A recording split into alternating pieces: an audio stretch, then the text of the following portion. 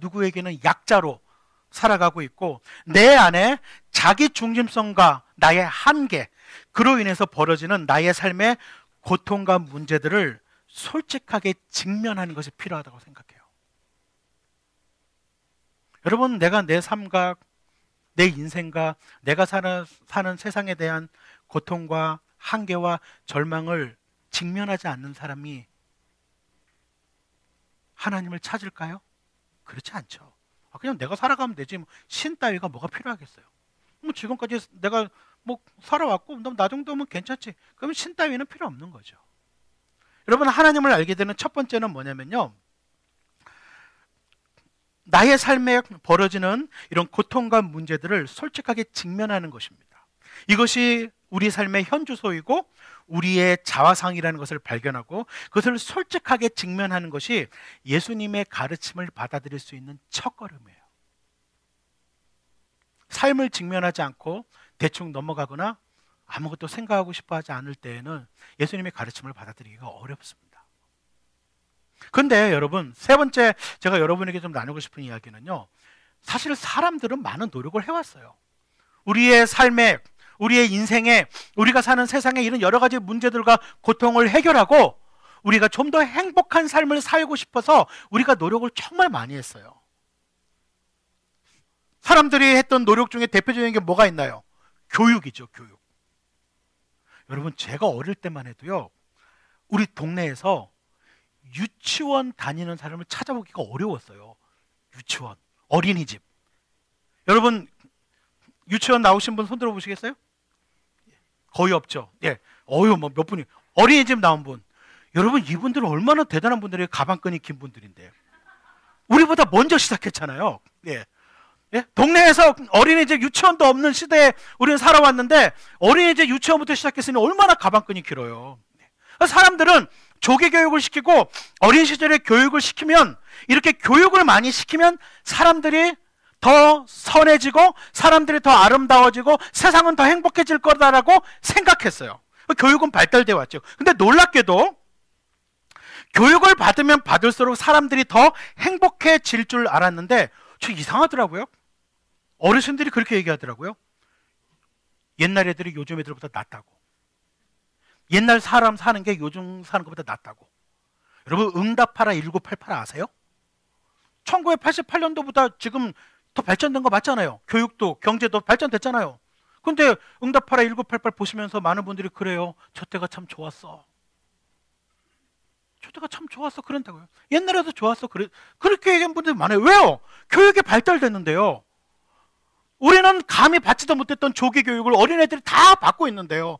그 걔들이 행복해요? 우리가 사는 세상이 더 행복해졌습니까? 지능 범죄는 늘어가고요. 교육이 또 다른 족쇄가 돼가지고 가방끈이 얼마나 기냐가 사람들이 줄을 세우는 게 됐어요. 너 가방끈이 얼마나 기니? 여기서. 너 가방끈이 얼마나 되니? 여기서. 교육의 효과가 없다고 말씀드린 게 아닙니다. 교육의 효과가 있습니다. 근데 제가 말씀드리고 싶은 것은 그것이 정말 해결책이 되느냐라는 질문이에요. 사람들이, 과학도 마찬가지입니다. 여러분, 과학이 발달돼가지고 의료기술이 늘어나고 삶의 편리성이 해결되면 인간이 행복해질 거라고 생각해 왔어요. 그래서 실제로 과학이 발달됨과 동시에 일정량 발전한 것이 사실입니다. 우리가 어릴 때 걸리면은 천연두 같은 거, 그죠? 홍역 같은 거, 어릴 때 걸리면은 아이들이 일찍 생명을 잃는 것들이 많이 해결이 됐잖아요. 그러나 우리가 아는 것이 있죠. 그게 뭐냐면, 과학이 발전하면 발전할수록 그 발전에 따른 그림자가 더 짙고 길게 드리워진다는 거예요. 여러분, 자동차 없었을 때도 말에 치여서 죽는 사람도 간혹 있겠죠? 근데 요즘처럼 교통사고가 많았겠어요? 자동차가 없었을 때? 아니에요. 자동차가 없었을 때는 멀리 가려면 오래 걸리긴 했지만 뭐가 없어요? 교통사고 안 일어나요. 자동차가 흉기가 되는 일이 없다고요. 음주운전이요? 아유, 그런 게 어디 있어요. 자동차가 개발되어져도 참 좋은데 교통사고도 많이 증가했어요. 음주사고도 많이 증가했어요. 핵이 개발되어져 가지고 굉장히 오랫동안 쓸 수 있는, 발전할 수 있는 그런 에너지를 개발한 건 좋은데 핵무기가 나왔어요. 옛날에는 전쟁이 나도요 다 죽지는 않아요. 지금은 핵전쟁 나면요 그냥 다 죽는 겁니다. 의학이 발달되고 과학이 발달되면서 우리의 수명이 늘어났어요. 요즘에는 사실 환갑 안 하시더라고요. 요즘에는 환갑이 되면 다들, 저희 부모님도 환갑 때 뭐 이렇게 뭐 환갑 뭐 이렇게 해들, 야야야 내가 아직 젊은데 이 얘기하죠. 요즘 환갑도 청년이시잖아요. 인생은 60부터. 근데 옛날에는 환갑이면 정말 장수한 거거든요. 지금 과학이 발달돼서 장수하니까 좋죠. 근데 좋기만 해요?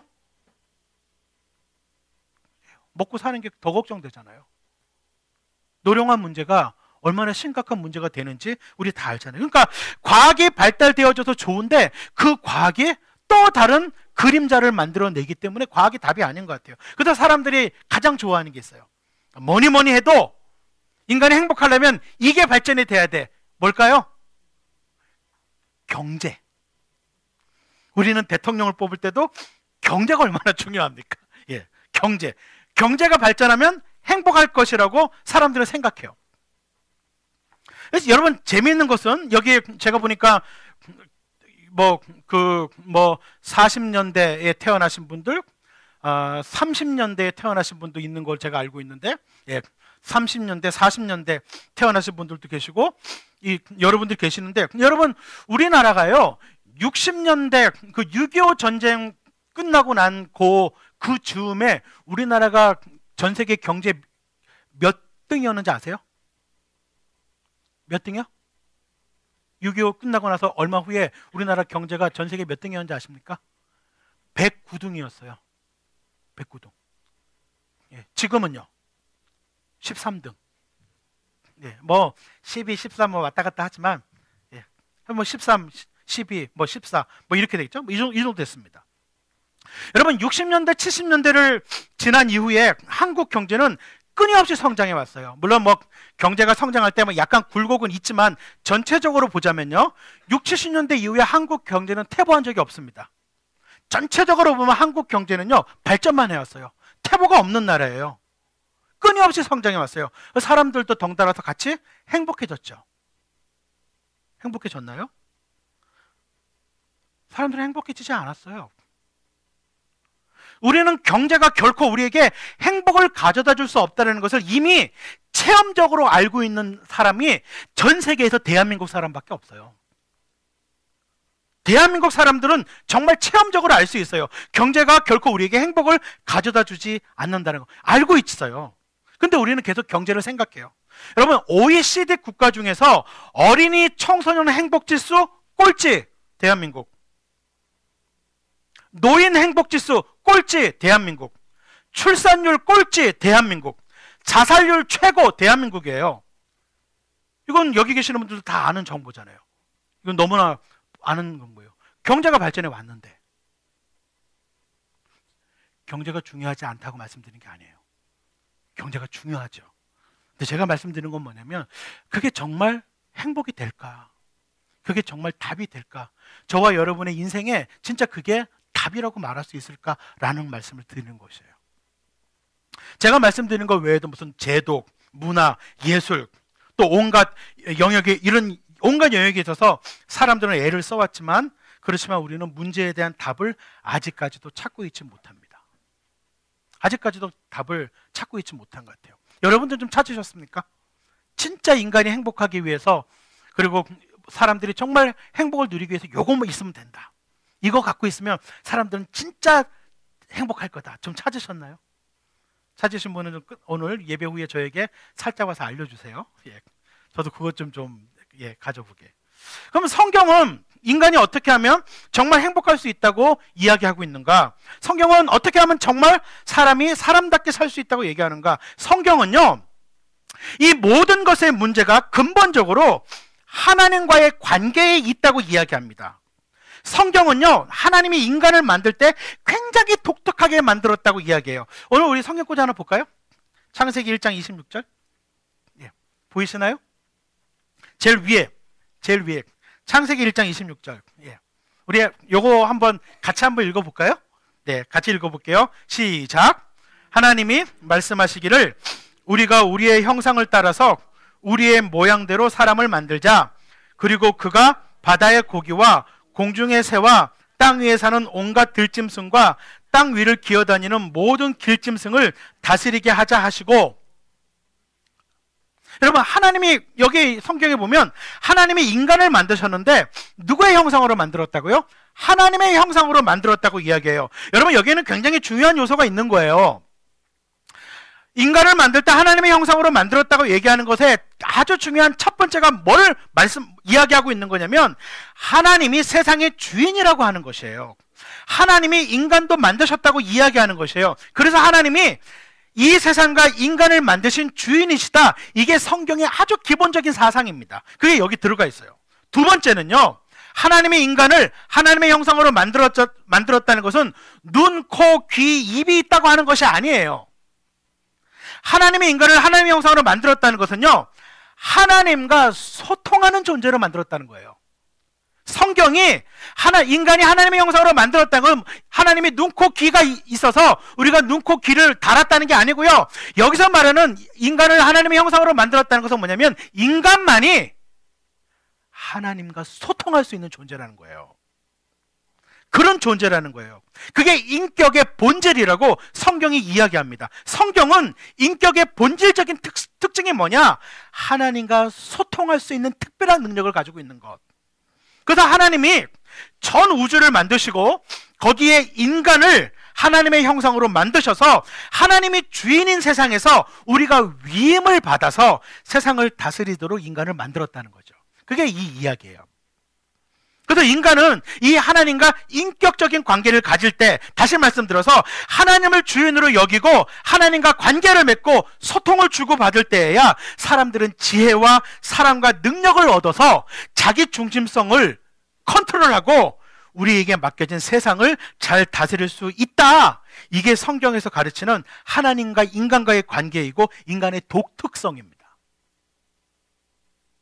근데 문제는 뭐냐면, 문제는 이런 하나님과 인간과의 관계, 이 하나님과 우리와의 관계가 깨어져 버렸다는 거예요. 끊어져 버렸다는 거예요. 인간이 왜 자기 중심적이 될 수밖에 없냐면, 하나님이 우리 인생과 세상의 중심이신데 그 하나님을 제거해 버리고 나면 인간은 당연히 내가 주인이 돼야 되죠. 내가 주인인 거죠. 이게 바로 성경이 이야기하고 있는 인간의 가장 본질적인 문제라고 이야기하는 것입니다. 하나님이 주인이시고 그분을 의지해서 우리가 인생을 살 수 있는데, 우리에게 맡겨진 것들을, 우리에게 위임받은 것들을 잘 다스리며 살 수 있는데 우리가 하나님과의 관계, 하나님을 제거해버리고 하나님과의 관계가 끊어졌다는 것이죠.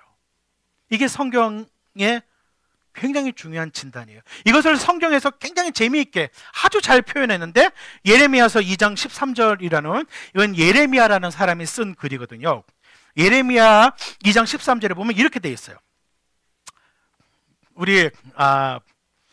제가 이렇게 뵈니까 남자분들 목소리가 너무 좋은 것 같아서 우리 남자분들은 한번 저랑 같이 읽어보도록 하겠습니다. 시작. 참으로 나의 백성이 두 가지 악을 저질렀다. 하나는 생수의 근원인 나를 버린 것이고, 또 하나는 전혀 물이 고이지 않는 물이 새는 웅덩이를 파서 그것을 샘으로 삼은 것이다. 여기 보니까 뭐라고 되어 있어요? 두 가지를 너희들이 잘못했다. 하나는 생수의 근원인 나를 버렸다. 하나님이 어떤 분이시냐면 인간에게 생명의 근원, 생수의 근원이라고 이야기해요. 그러니까 이 생명의 근원으로부터 떨어지게 되면, 끊어지게 되면 사람은 곧 죽습니다. 여러분, 화병에다가요, 얘가 지금 살아있잖아요. 얘를 지금 이렇게 꺾어가지고요, 화병에다가 이렇게 꽂잖아요. 화병에다 꽂으면 살아있는 것 같죠? 여전히 살아있는 것 같죠? 근데 그 살아있는 것은 곧 순간이에요. 왜요? 끊겼거든요. 생명의 근원으로부터, 뿌리로부터 잘렸거든요. 인간의 문제는 하나님과의 관계를 가질 때에만 지혜와 사랑과 능력을 가질 수 있는데, 그 본질적인 관계가 깨어져 버리고 나니까 인간은 인간 스스로 어떻게 살아야 될지를 몰라요. 지혜가 없는 거예요. 무슨 힘으로 인생을 살아가야 될지 몰라요. 힘이 없는 거죠. 어떻게 사랑을 주고받아야 될지, 사랑에 대한 것도 모르는 거예요. 여러분, 우리는요, 사랑할 줄도 모르지만 사랑받을 줄도 모르잖아요. 여러분 한번 보세요. 여기서 누구 생일 맞아갖고 불러내가지고 우리가 진심으로, 가짜 아니고 진심으로 생일 축하하면서 노래 부르주면 나온 사람이 어때요? 기쁘겠죠. 기쁘기도 하겠죠. 근데 어떤지 아세요? 쥐구멍에 들어가고 싶지 않아요? 왜 쑥스럽고? 왜 그래요? 축하해 주는데? 잘 생각해 보세요. 아니 불러서 나를 진심으로 생일 축하합니다 축하해 주는데 그 기쁘고 막 즐거워야 되는데 우리의 마음이 어떠냐고요? 기쁘기도 한데 왜 쑥스럽고 쥐구멍에 들어가고 싶고 숨고 싶고 안 불러냈으면. 교회 가면은 제일 싫어하는 건 뭐예요? 오늘 처음 오신 분들 자리에서 일어나 주세요. 이거 얼마나 싫어해요, 그죠? 우리 교회는 안 해요. 그래서 오늘 처음 오신 분들 자리에서 일어나 주시면 우리 뭐 노래 불러주겠습니다. 얼마나 쑥스러워요. 제가 왜 안 하냐면 제가 싫거든요. 제가 교회 처음 나갔을 때 그런 거 해서 다른 교회로 옮겼거든요. 알아요. 축복해 주는 거 알아요. 축하해 주는 거. 근데 어때요? 우리 받을 줄 모르잖아요. 우리는요 사랑을 줄 줄도 모르지만 사랑 받을 줄도 몰라요. 그게 인간이라는 거죠. 그래서 인간의 문제는 이 하나님과의 관계를 가질 때에만 지혜와 사랑과 능력을 가질 수 있는데 이 본질적인 관계가 깨어져 버렸다, 끊어져 버렸다. 근데 여기서 끝나는 게 아니에요. 여기서 끝나는 게 아니라 방금 읽은 이 예레미야가 뭐라고 얘기하냐면 인간은 거기서 끝난 것이 아니라 물이 전혀 고이지 않는 금이 가서 새는 웅덩이를 가지고 있다는 거예요. 이게 무슨 얘기일까요? 인간은요 하나님으로만 만족할 수 있는데 하나님 외에 다른 것들로 만족을 만들어내기 시작했다는 거예요. 하나님을 내가 버려버렸으니까, 제거해버렸으니까, 없애버렸으니까, 내가 내 삶에서 그 하나님이라는 존재는 무시해버렸으니까 그 하나님 대신에 내가 만족할 수 있는 거, 돈, 쾌락, 인정, 명예, 성공 이런 것들로 채우려고 하는데 오늘 예레미야는 뭐라고 얘기해요? 그거 끊임없이 샌다는 거죠. 그러니까 사람은 외로움과 갈망과 공허함이 뿌리 깊게 있어요. 그냥 있거나 아니면 감추려는 거죠. 여러분, 성경은 우리가 더 많은 것을 소유한다고, 더 많은 쾌락을 누리게 된다고, 더 많은 명예를 얻게 된다고 우리가 행복해지지 않는다고 이야기합니다. 이것의 가장 본질적인 이유는 인간이 자기 중심성을 가지고 있기 때문이고, 인간이 자기 중심적으로 될 수밖에 없는 이유는 하나님이 주인이어야 되는데, 하나님을 두려워해야 되는데 하나님도 주인이 아니고 두려워할 것도 없고 자기가 중심인 사람들, 내가 신이 된 사람들이 살아가고 있기 때문에 우리의 삶이 그렇게 고통과 슬픔이 우리 가운데 있다는 거예요. 그래서 우리가 노래 한 곡 듣고 가려고 합니다. 우리 이 시간에 사람의 인생과 삶에 대한 고백이 담긴 노래인데요. 우리 노래 한 곡 듣고 이렇게 가도록 하겠습니다.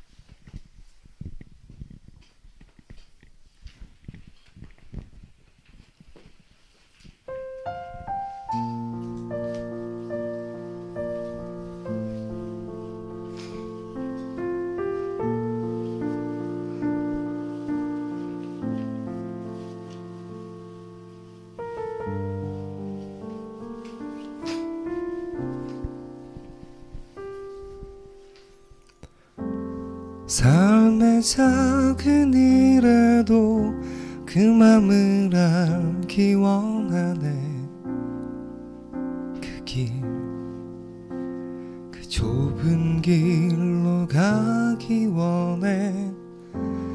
나의 작음을 알고 그분의 크심을 알며 소망 그 높은 길로 가기 원하네.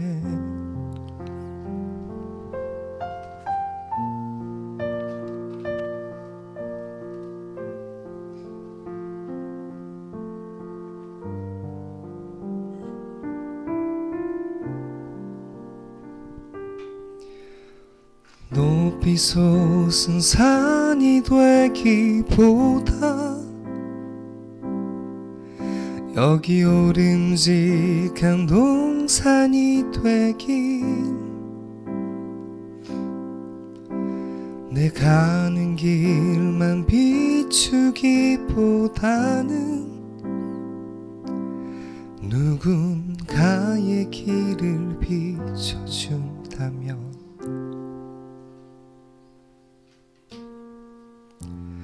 내가 노래하듯이 또 내가 얘기하듯이 살길 난 그렇게 죽기 원하네. 삶의 한 절이라도 그분을 닮기 원하네. 사랑 그 높은 길로 가기 원하네.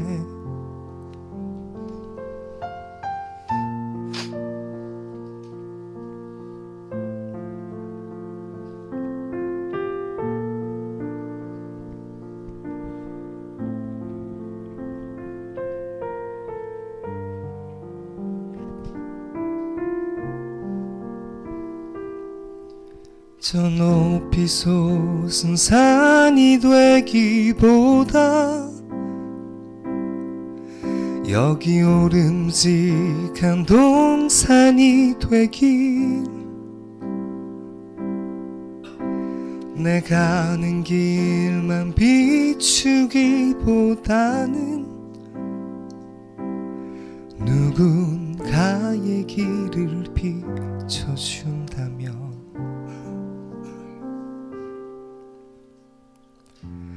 내가 노래하듯이 또 내가 얘기하듯이 살길 난 그렇게 죽기 원하네. 삶의 한 절이라도 그분을 닮기 원하네. 사랑 그 좁은 길로 가기 원하네. 그 깊은 길로 가기 원하네. 그 높은 길로 가기 원하네.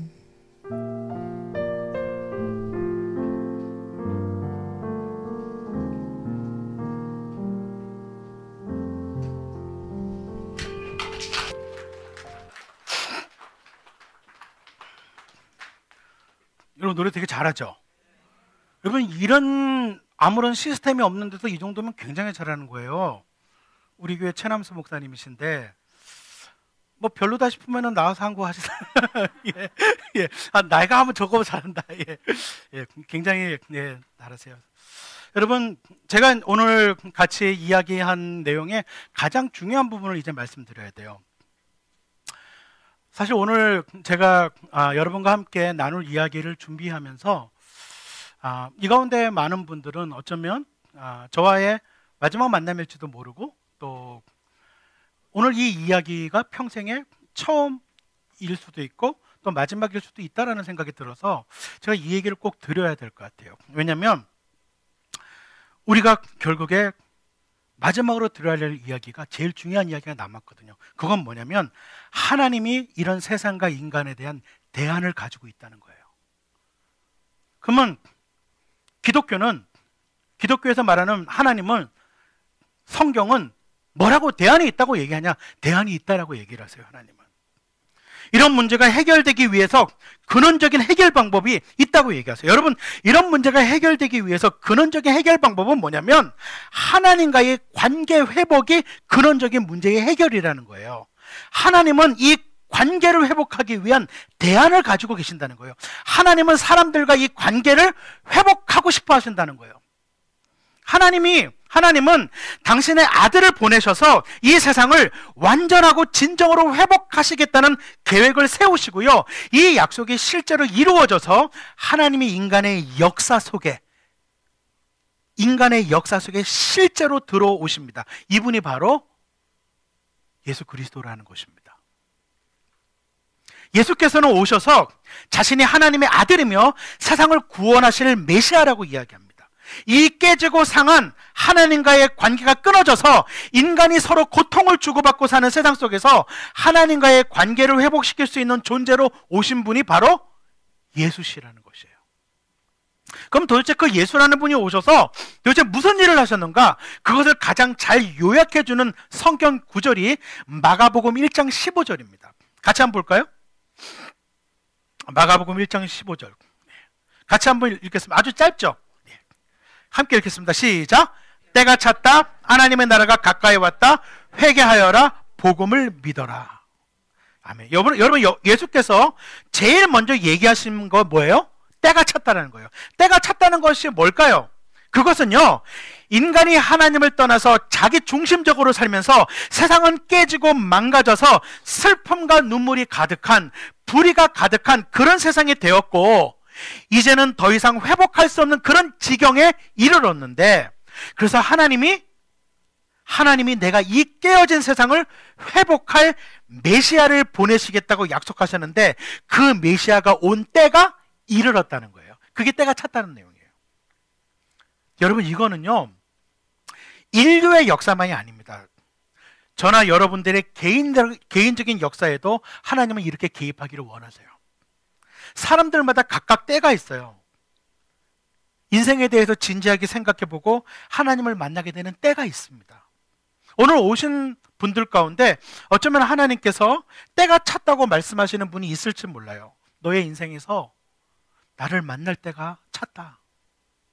너의 인생에 내가 개입할 때가 찼다. 어쩌면 하나님은 오늘 오신 분들 가운데 어떤 분들의 마음을 그렇게 두드리고 계실 수 있는 것이죠. 그리고 예수님께서는 하나님 나라가 가까이 왔다고 선언하세요. 이 하나님의 나라는 여러분이 많이 들어본 천국하고 같은 거예요. 천국이 뭐예요? 하늘나라잖아요. 천국이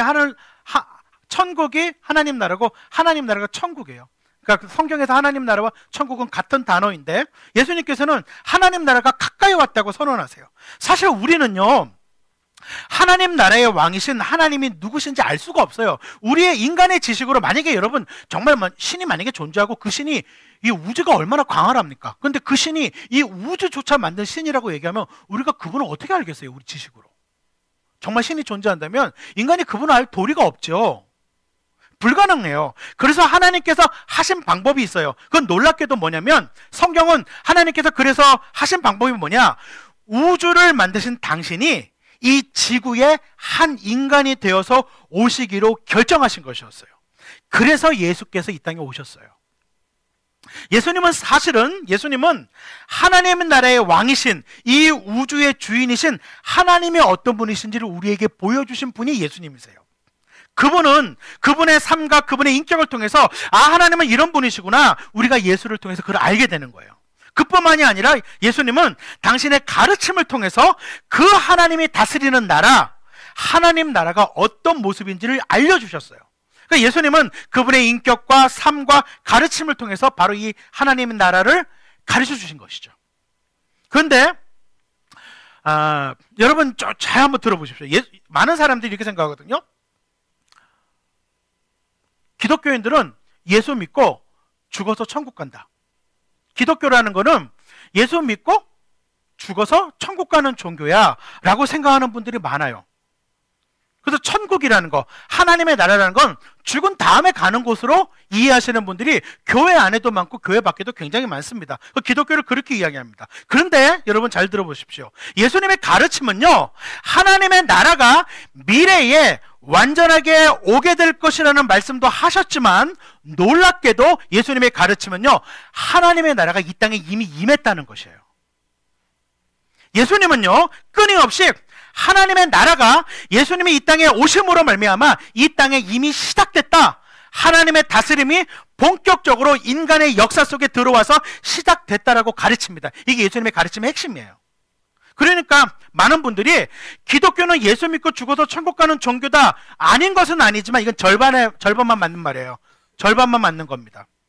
기독교는요, 하나님의 나라, 천국이 이미 이 땅에 시작됐고 그 나라에 속해서 그 나라의 백성으로 살던 사람들이 죽으면 천국 간다. 이게 기독교의 메시지예요. 이미 시작된 하나님의 나라가 시작됐고 그 나라에 이 땅에서 속해서 그 나라의 백성이 살던 사람들이 죽으면 천국에 간다. 이게 제대로 말하는 것입니다. 예수님이 그렇게 가르치셨거든요. 예수님이 가르치신 하나님의 나라의 핵심이 바로 이것입니다. 예수님이 가르치신 것은 뭐냐면 인간 하나하나가 자기가 주인이 되어서 자기 인생과 자기 주변의 사람들과 그리고 우리가 살고 있는 세상을 망가뜨리고 있는 이 상황을 더 이상 좌시할 수가 없다. 이제 내가 개입해서 나와 관계를 맺는 사람들, 즉 나를 주인으로 받아들이는 사람들을 통해서 그 개인의 인생과 그 사람들과의 관계와 그 사람들이 속한 사회와 세상을 회복하겠다. 이게 예수님이 가르치신 거예요. 기독교를 잘못 이해하시면 곤란해요. 기독교는요, 그냥 예수 믿고 교회 좀 다니다가 죽으면 천국 가는 그런 종교 아닙니다. 많은 사람들이 예수님을 여러 가지로, 여러분들 예수님을 어떻게 생각하세요? 예수님이 누구라고 생각하십니까? 어떤 분들은요, 예수님을 신경 안정제라고 생각하는 분들이 많은 것 같아요. 종교라는 거, 기독교라는 거, 예수를 믿는다는 거, 그거 믿으면 마음에 좀 위로를 받고, 좀 마음에 좀 평화를 얻고, 나한테 복 주시는 분, 그분이 예수 아니야? 뭐 틀린 거는 아닙니다. 그러나 예수라는 분에 대한 본질적인 이야기는 아닙니다. 예수님은 구세주이십니다. 구세주가 뭐예요? 세상을 구하는 분이라는 거예요. 지금도 예수님은 사람들 하나하나를 찾아가십니다. 왜냐하면 그들 하나하나를 변화시키고 그들 주변의 관계가 변화되고 그들의 인생이 변화되면서 그들이 속한 사회가 변화되고 그리고 세상을 변화시키는 일을 지금도 하고 계시기 때문에 지금도 예수님은 사람들을 찾아가십니다. 기독교인이라는 것은 이 찾아오신 예수님을 만난 사람들입니다. 그리고 그 예수님은 지금도 이곳에서 사람들을 찾아갔습니다. 마음의 깊은 곳에 두드리는 분들이 있을지 몰라요. 그리고 그 예수님은 우리가 그 예수님의 두드림에 진실하게 반응하고 그분을 받아들이기를 원하십니다. 그래서 여러분 여기 보면 예수님이 때가 찼다, 하나님의 나라가 가까웠다, 그러고 나서 하신 이야기가 뭐예요? 회개하라라는 거예요. 여러분 회개하라가 뭐예요? 엄마가 주신 용돈 몰래 까먹은 거 회개하고, 남편한테 거짓말 친 거 회개하고, 아들한테 올 크리스마스 때 뭐 사줄게 그러고 안 사준 거 회개하고, 그게 회개일까요? 여러분 성경에서 이야기하는 회개는 그런 종류가 아니에요. 성경에서 이야기하는 회개는 이제 너희가 방향을 바꿔라는 얘기예요. 다시 말씀드리면 이런 얘기입니다. 여러분, 저나 여러분은, 우리 모두는요, 내 자신과 이 세상이 깨어지고 망가진 것에 대해서 우리는 자유할 수가 없어요. 여러분 잘 생각해 보십시오. 우리는 삶이 힘들고 인생이 힘들고 그리고 내가 살아가는 이 세상이 뭔가 좀 건강하지 않고 옳지가 않아서 내가 피해를 보고 이런 거에 대해서 굉장히 예민하잖아요. 근데 우리는요, 생각해 보면요, 모두가 피해자이지만 모두가 공범입니다. 세상에 왜 이 모양이 됐어? 세상에 왜 이 모양이야? 라고 말할 때 우리 피해자인 것 같죠? 근데 동시에 우리는 공범입니다. 결국 나 자신도 이 악한 세상에 포함되어 있는 사람이라는 것이죠. 왜냐하면 누구도 완전하게 깨끗한 사람이 없으니까요. 나도 불의한 세상에 피해를 입었지만 나도 기여하기도 한 사람이니까요. 그래서 우리가 해야 될 것이 뭐냐? 성경은 회개라고 얘기하는 거예요. 여러분 회개라는 것은요, 오늘 기독교에서 말하는 회개는 그런 거 아니에요. 나 거짓말했어 이런 거 아니에요. 기독교에서 말하는 회개의 본질은 이겁니다. 잘 들으십시오. 기독교에서 말하는 회개의 본질은 내가 지금까지 하나님 없이 살았어요. 하나님이 주인이신데 하나님이 이 세상을 만드셨고 나도 만드셨고 온 우주를 다스리고 계시는데 그 하나님을 무시하고 내 멋대로 살았어요. 제가 가고 있는 이 인생의 방향이 잘못됐네요. 그것을 인정하고 이제 돌아서겠습니다 하고 하나님을 향해서 유턴하는 것, 이게 성경에서 말하는 게 회개예요. 그러니까 성경에서 말하는 회개라는 것은 인생의 방향을 수정하는 거예요. 세상 속에서 나도 어쩔 수 없이 세상 방식대로 살았습니다. 그래서 나 자신도 망가뜨렸고 내 배우자도 망가뜨렸고 내 아이들도 망가뜨렸고 내가 속해 있는 사회에서도 망가뜨렸고 또 제가 당하기도 했습니다. 그렇게 주고받으면서 헝클어져 가면서 여기까지 왔습니다라는 것을 인정하는 것이 회개의 첫걸음입니다. 그러니까 회개라는 것은 방향을 전환하는 거예요. 근데 혹시 여러분들 가운데 이런 분들이 있을지는 몰라요. 회개는요, 방향 전환을 결단하는 거지, 회개가 곧 내가 다 하루아침에 변하는 것이 아닙니다. 그래서 여러분, 회개의 열매라는 것은요, 방향을 전환하면 거기에 따른 열매가 이제 생겨날 것이다라고 이야기하는 것이에요. 내가 방향 전환을 했다고 내 인생이 즉시 바로 다 바뀌는 것이 아니라는 것입니다. 왜요? 아니 여러분, 30년, 40년, 50년, 60년 그동안 내 인생이 헝클어졌던 것이 하나님을 향해서 방향을 바꿨다고 그게 바로 싹 정리가 되고 내가 딴 사람이 돼요? 그건 만화죠. 만화를 너무 많이 보신 거예요. 하나님을 향해서 방향을 전환하며 하나님을 향해서 바꿈으로 지금부터 이것을 하나씩 어떻게 해요? 풀어가기 시작한다는 것이에요. 하나님과 함께. 근데 여러분, 여기에 문제가 있습니다. 회개라는 것은 하나님을 향해서 내가 방향을 딱 전환했어요. 근데 여러분 생각해 보십시오. 내가 돌아서면 하나님은 꼭 받아주셔야 돼요? 내가 돌아서면 하나님은 반드시 날 받아주셔야 돼요? 내가 무슨 자격으로 하나님의 나라에 들어갈 수 있겠느냐? 제가 가끔 이런 예를 드는데요. 여기 직장 다니는 분들 계시죠? 여기 아마 제가 어느 회사에서 공금을 100억을 횡령했어요. 저 그렇게 안 보이시죠? 예, 그런 사람 아닙니다. 공금을 100억을 횡령했어요. 그래서 막 다 썼어요. 막 신나게 썼어요. 근데 제가 착한 사람이라 생각해 보니까 잘못했어요. 아, 내가 잘못했네. 아, 이러면 안 됐는데. 내가 가서 사과하고 용서를 받아야 되겠다. 그래가지고 제가 사장님한테 가가지고, 사장님 제가 잘못했어요. 다시는 안 그럴게요. 그러면 사장님이 저를 기쁘게 받아주시겠죠? 여러분 받아주실 거예요? 받아주시겠죠? 아니에요. 저는 회사로 돌아갈 수 있는 게 아니에요. 어디로 돌아갈 수 있어요? 제가 돌아갈 곳은 감옥으로 돌아갈 수 있어요. 그러니까 여러분 잘 생각해 보세요. 정말 신이라는 존재가 있고 그 신이라는 존재가 나를 창조하고 우주를 만든 그런 존재라고 있는데 그 존재를 내가, 죄송합니다, 아이들 표현을 써서 애들이 조금 있어서 제가 그 신을 개무시했어요. 신경도 안 썼어요. 나는 그런 존재 있는지도 그냥 무시했어요. 그래갖고 뭐 그냥 무시하고 이거 뭐 있어, 내가 주인이지 이러고 살았어요. 근데 아닌가비요? 그럼 내가 돌아가서 잘못했어요, 하나님 사과합니다, 이러면 하나님이 받아주셔야 돼요? 당연히 받아주시는 거예요? 나는 그 하나님 나를 받아주셔야죠 이렇게 말할 자격이 나한테 있어요? 정상적으로 얘기하면 없는 거예요. 사람이 사람한테 100억을 훔치고 사람이 사람의 뺨을 때려도 그렇게 안 되는데, 만약에 천지를 만든 신이 있다면 그 신한테 인간이 그렇게 해놓고서 그냥 죄송합니다 그렇게 되는 게 아니라는 거죠. 여러분, 사실 우리가 내가 하나님께 돌아선들, 내가 하나님을 향해서 돌아선들 발견할 수 있는 것은요, 하나님의 진노입니다.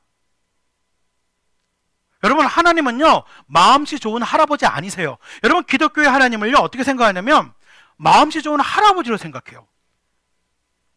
여러분, 성경의 하나님은 어떤 분이냐면 불의와 악과 더러운 것을 보지 못하시는 정의로운 분이세요. 우리 안에 있는 그런 것을 다 아시는 분이시고요, 하나님은 그러한 악하고 더러운 것들을 결코 대충 눈 감는 분이 아니세요. 왜냐하면 하나님은 너무나 깨끗하고 선하시고 아름다운 분이시기 때문에 하나님은 그 불의를 눈뜨고 보는 분이 아니에요. 우리가 하나님께 돌아선들 발견할 수 있는 것은 뭐냐면 하나님의 진노가 정상인 거죠. 그게 우리의 문제예요. 그러면 어떻게 해야 되는 거예요?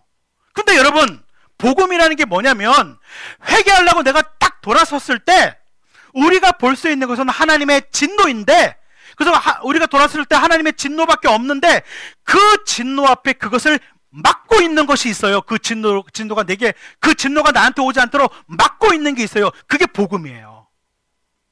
여러분, 하나님을 너무 우습게 생각하지 마세요. 내가 뭐 마음씨 좋은 할아버지처럼 수염 뽑고 뭐 아무렇게나 해도 우리가 옆에 있는, 지금 옆에 계시는 분들한테 그렇게 해도 안 될 판인데 하나님께 그렇게 해놓고 죄송합니다 이게 되는 게 아니라고요. 하나님께 회개한다가 돌아섰을 때 하나님께 우리가 받을 건 진노밖에 없어요. 그런데 그 하나님의 진노를 막고 서 있는 그게 있는데 그게 복음이라는 거라는 거예요. 여러분, 복음이 왜 복음이냐면 왜 복음이 복음이냐면 그것은 내가 책임져야 할 대가를 예수께서 대신 지셨다는 거예요. 그게 복음이에요. 여러분, 예수께서 이 땅에 오셔서 그분의 사역의 정점으로 이루신 것이 뭐냐면 십자가에서 죽으신 것입니다. 여러분, 왜 예수가 죽으셨는지 아세요? 어쩔 수 없이 죽으신 게 아니에요. 예수님은요, 죽음의 인생, 죽을 줄을 미리 아시고 그 죽음의 길을 가셨어요. 왜요? 예수가 죽으신 이유는요, 쏟아지는 하나님의 진노, 쏟아지는 하나님의 심판을 우리가 받지 않고 그분이 대신 받기 위해서 죽으셨다는 게 성경의 메시지예요. 그래서 기독교인들이 예수의 십자가 이렇게 얘기하고 막 예수님의 십자가에 감격하는 이유가 그것 때문이에요. 이것을 베드로 전서 2장 24절에서는 이렇게 표현합니다. 2장 24절 우리 마지막으로 같이 한번 읽겠습니다. 시작. 그는 우리 죄를 자기의 몸에 몸소 지시고 나무에 달리셨습니다. 그것은 우리가 죄에는 죽고 의에는 살게 하시려는 것이었습니다. 그가 매를 맞아 상함으로 여러분이 나음을 얻었습니다. 아멘. 이게 오늘의 마지막 성경 구절인데 여러분, 이거 잘 보시면 그가, 예수님이에요. 그가 우리 죄를 자기 몸에 몸소 졌다. 십자가에서 죽으셨다는 거예요. 그래서 어떻게 됐다고요? 우리가 죄에 대해서는 어떻게 됐다고요? 죽고 의에 대해서는 살게 하려고 했다. 여러분, 죄가 뭡니까? 성경에서 죄는 하나님 없이 내가 주인이 되어서 살아가는 것이 죄예요.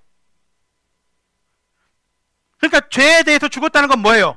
하나님 없이 살아가는 삶에 대해서는 이제 죽고, 의에 대해서 살았다는 건 뭡니까? 의는 뭐예요? 의는, 성경에서 의는 하나님과의 살아있는 관계예요. 그러니까 하나님 없이 살아가는 삶의 방식을 버리고 하나님이 주인이 되어서 하나님과 인격적인 관계를 맺고 살아가는 삶을 살게 하기 위해서 예수께서 대신 죽었다는 거예요.